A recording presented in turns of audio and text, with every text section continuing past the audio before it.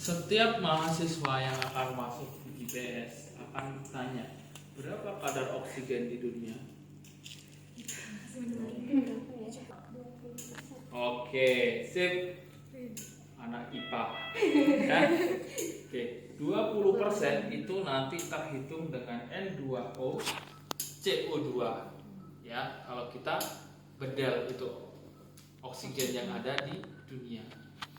Kenapa nggak 100, Pak? Kalau 100 bisa mengakibatkan kelebihan oksigen. Bisa terjadi tension pneumotoraks ya kalau kelebihan. Maka spesi harus ada O2 dan N2O. Oke. N2O artinya nitrous oxide. Oke. Ini apa namanya? Vaporizer ya. Oke, vaporizer ini bisa disebut dengan volatil atau agent. Ada berapa jenis agent? 3. Siapa yang mengajarin 3? Kalau di itu 2. Siapa yang bilang 2? Isofluran. Ada apa aja? Sevofluran, isofluran, halotan. Terus? Desfluran. Desfluran. Ada berapa? 4. Oke ya. Oke. Ada yang di sini persenannya 5, ada juga yang 8.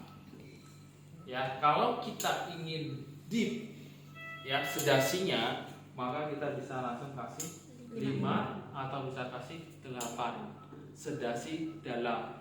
Kalau pengen sedasinya dangkal, silakan diberikan 2. Pada saat apa? Bisa pada pasien dengan dewasa, kalau dalam, kalau anak kecil dangkal saja. Ya, karena posisi anatomi organnya itu belum 100% dia sudah bagus. Kalau seperti kalian kira-kira bagus nggak? Bagus. Karena masa perkembangan ya. Silahkan kalian olahraga biar kapasitas paru-parunya bagus ya. Jangan kayak bapak buncit ya. Oke, lanjut ya. Oke, menunya ada volume tidal per liter per menit ya. Ada BPM, tapi biasanya yang dilihat adalah MAP. Apakah MAP?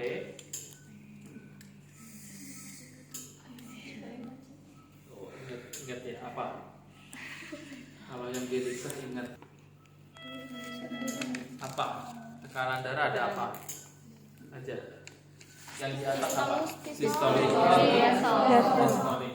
Untuk mendapatkan MAP 84 ini 2 kali sistolik dibagi diastole. Nah, dibagi sistolik ya. Kemudian ya, berapa nilai normal MAP?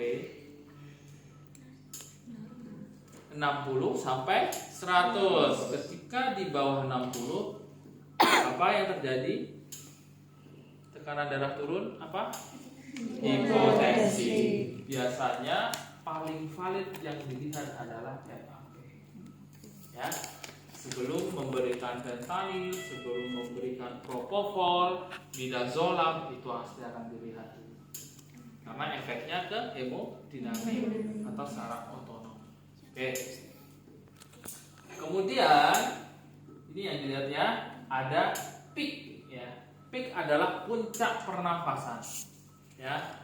Kalau di sini kita kontrol kurang bagus ya. Kita nggak bisa melihat peaknya berapa. Tapi kalau yang di mesin yang baru, dia otomatis akan memberikan sendiri peaknya, nilai puncaknya 4, 5, 4, 5. Dia akan memberikan seperti itu. Oke ya. Ada yang perlu ditanyakan di sini? Kalau yang ini apa Pak? Ini cuma setelan aja ya. Yang paling sering kita pakai volume tidal, BPM, N2O, O2. Pak, kalau di sana kok ada 3, ada namanya air. Air apa artinya? Udara. Oke. Bapak menunggu jawaban air, Pak. Ya, oke, udara ya. Ada beberapa dokter yang tidak pakai N2O. Kenapa? Karena di air oksigen dari luar itu diambil. oksigen di luar itu juga ada nitrous oxide-nya. Maka dia pakai itu aja cukup, cuman vaporizer-nya dinaikkan ya, seperti itu. Oke, paham yang ini? Oke, yang kedua adalah ini alatnya rusak ya. Ini adalah pompa. Ini akan disesuaikan dengan volume tidal. Volume tidal di sini dari 300 sampai 1500. Dia akan memompa. Gitu ya. Kemudian di sini ada auto, ada manual. Yang di sini adalah kecepatan dari APL. Kecepatan diberikan. Ya. Kalau ini adalah pemberian oksigennya, kalau ini adalah kecepatan yang diberikan kepada pasiennya. Pahami di situ ya. Oke, Bapak jelaskan sekarang ya.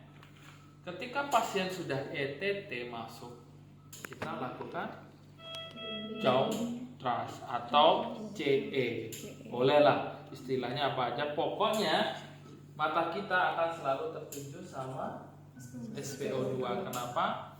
Kalau dia turun 90, maka dua opsi. Ininya volatilnya kebanyakan, N2O-nya kebanyakan.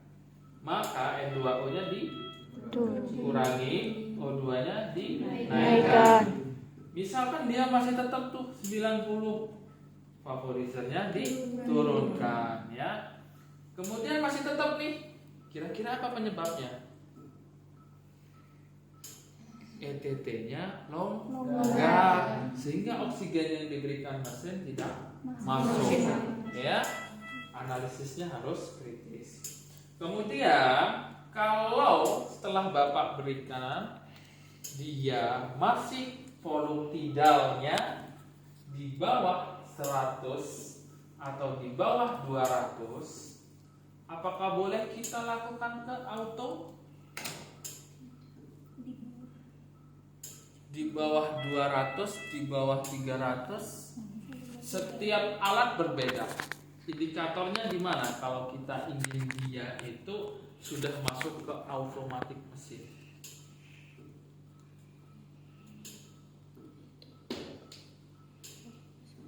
Volume tidak 300. Berarti volume tidalnya harus 300 baru mesin bisa memfasilitasi.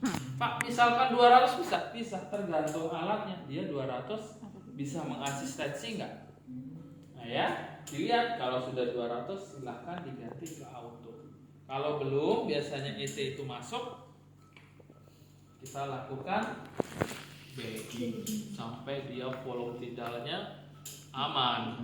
Kita juga bisa melihat pernapasan pasien di monitor. Kalau yang baru, mesin anestesi sampingnya ada monitor. Jadi PEP-nya, volume tidalnya, BPM-nya, automatiknya, CSS-nya sudah ada di semua di situ. Ya. Kalau kalibrasinya, silahkan kalian cukup menghidupkan, kemudian silahkan ikuti petunjuknya karena setiap mesin berbeda. Kalau kalian pengen lihat mesin yang baru yang sudah Bapak kalibrasi, silahkan lihat di YouTube Bapak ada. Nah, di situ sudah lengkap, kalian tinggal pencet gitu ya. Oke. Ada prosedurnya. Cuman kalau yang seperti ini, kalibrasinya adalah langsung dari si tukang mesinnya. Makanya tadi Bapak tanya, apakah IPA aja cukup belajar mesin anestesi? Belajar anestesi. Mesin juga harus dipelajari. Kenapa kita harus butuh mesin anestesi? Karena kita nggak selalu bisa. Jika ini sudah masuk ya, jangan lupa kecepatan udaranya, oksigennya silahkan disesuaikan. Misalkan dia terlalu mengembangkan, mau pecah, turunkan ke minus. Kalau misalkan dia terlalu kempes, silahkan dikeluarkan. Ini kecepatan, ini untuk mengeluarkan. Ya, sangat berbeda. Oke, pertanyaannya. MAP 60 diberikan apa, Mas? Mbak? 60 itu 60 masih hipotensi apa belum hipotensi? Belum ya, jangan sampai terkecoh sama pertanyaan. Kalau misalkan hipotensinya 50, hipotensi diberikan apa? Ephedrine. Berapa cc? Tergantung berat badan pasien dan permintaan si dokter ya. Biasanya golongannya vasopressor itu dikasihnya 1 cc yang sudah dioplos. Tadi 1 mg dioplos jadi 5 cc berarti 5 mg. Ya, kalau 0,5 berarti 5 mg. Kalau 1 berarti jadi 50 ya. Betul nggak? 1 kali 10, 2 kali 10, 3 kali 10 sampai 5 berarti 50 mg. Kalau 0,5 jadinya 5 mg gitu ya. Disesuaikan aja, pelajari aja tangga itu ya. Oke. Terus apa jadi anestesik ya?